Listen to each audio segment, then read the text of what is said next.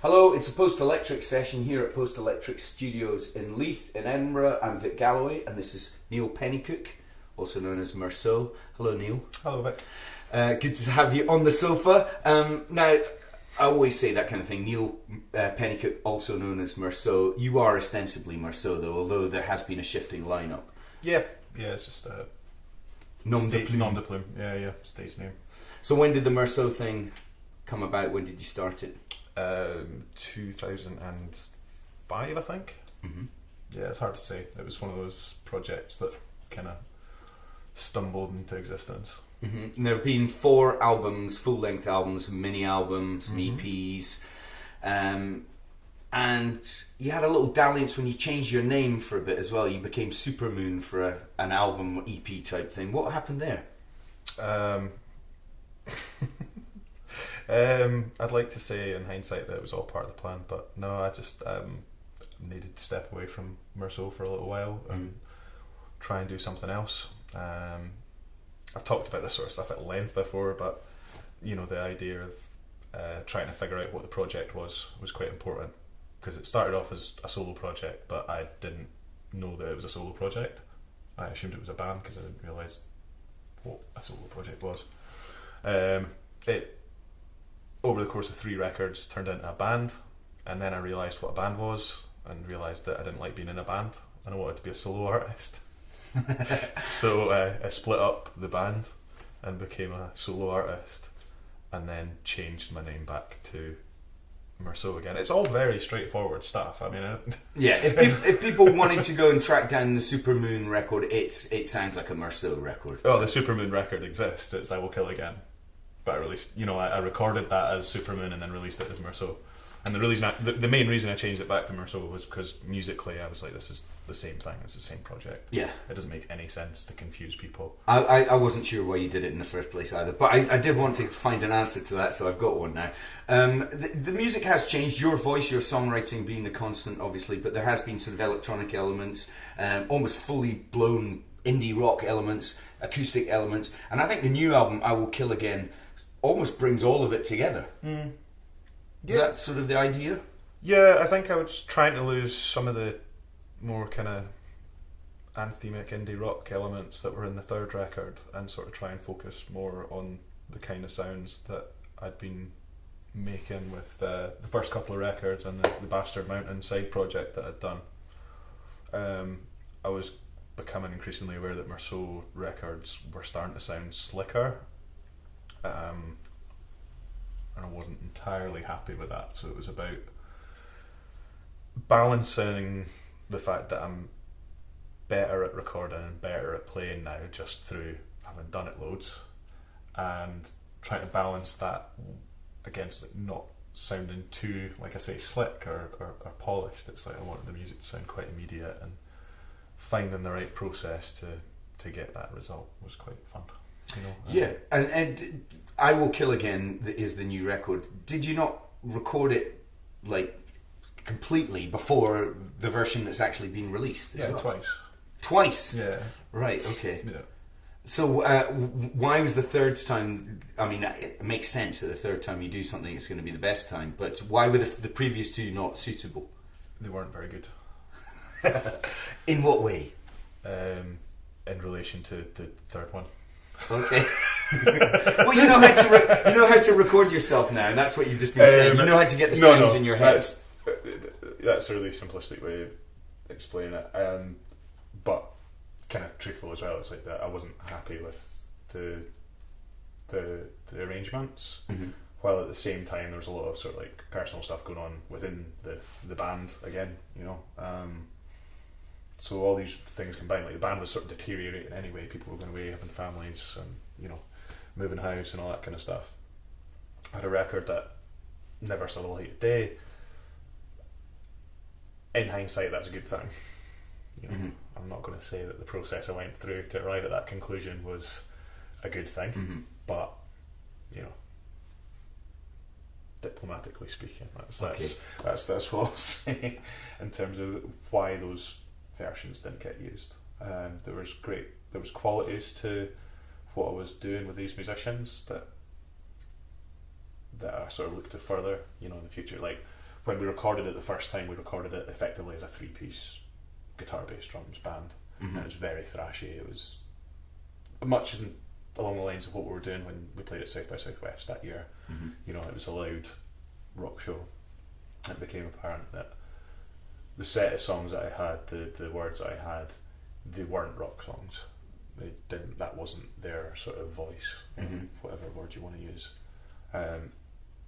So it was a sort of like prolonged period of finding the right instrumentation, the right arrangements that would sort of frame this narrative that was the one part of the record that I was very confident with, and I think I was more confident with the sort of inner narrative of I Will Kill Again than I have been with any other bit of work that I've done. Well, so, tell us about that, because I've heard that there's a theme that links all the songs together on I Will Kill Again, and there's a sort of narrative. Tell us a bit about that. I won't go into it too much. I mean, I think it's a suggested narrative. That's the problem. I think that's the case with a lot of contemporary records. Is when people talk about the concept of the album, it's not like there's you can't read the lyric sheet like you would read a book or or a script.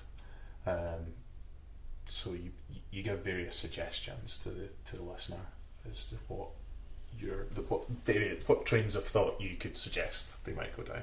I mean, the album is predominantly about villainy and the writer's kind of role in.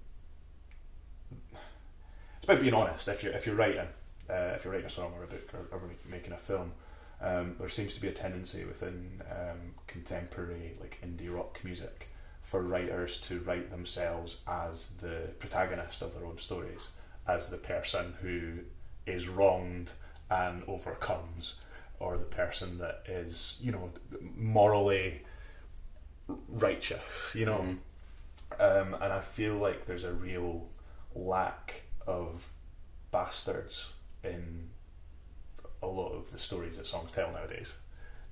No one seems very willing to be the bastard, the villain, the antagonist, the person that is unrelatable, the person that is somewhat like maybe abhorrent, or So are you the bastard in some of these tracks, or are they written about other bastards? No, I'm very much sort of putting myself in the position of the like there's certain songs that the character that I've got that's in these songs I can imagine as almost like a sort of kind of Unabomber kind of character. They're all being sung from this point of view of like the guy at the back of the crowd with a trench coat and the dark sunglasses. That's the kind of the sort of approach like the Mill that I did tonight. That's very much that character. And I can go into it like loads in terms of that the songs are sung from the point of view of either that character who's this kind of writer and the other character who is his sort of muse, who's equal parts kind of inspiration and annoyance. And it's the sort of relation between the two. Whenever you hear a voice in any of these songs, it's one of those two characters and how they sort of balance off each other. It's like sort of murderer victim kind of idea.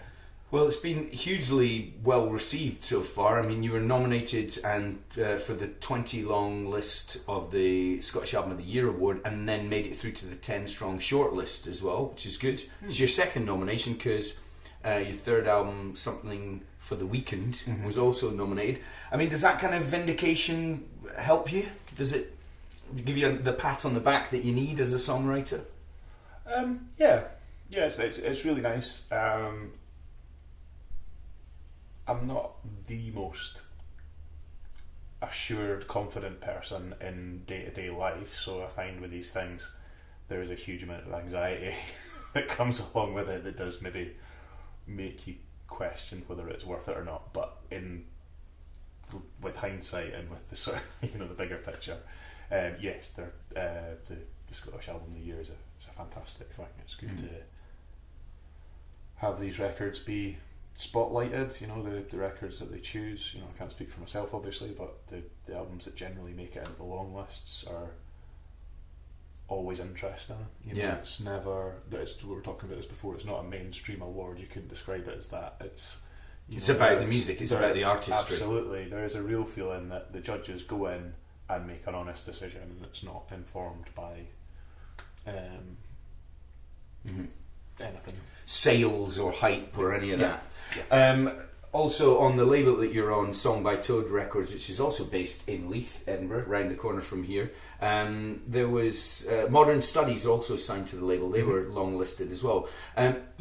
You must owe Song by Toad a big thank you. I know you said it on stage at the awards ceremony, but the label's sort of put out all your records so far. You've got a good relationship with the label. Well, we work very well together, Matthew and I. We're good friends. We're both total nightmares to work with anyone else, but we work, I don't think that's particularly uncommon for a musician and a record label to be, opinionated and, we're not easy people, but we found each other. You found and each other. We do enjoy working with each other, and we enjoy sort of plotting, and I like the sort of slogan of the label is because the world is wrong about music. I think that's, while tongue-in-cheek, I think that's a very helpful motto to have, and it's certainly a very unifying motto in terms of the artists that are on the label.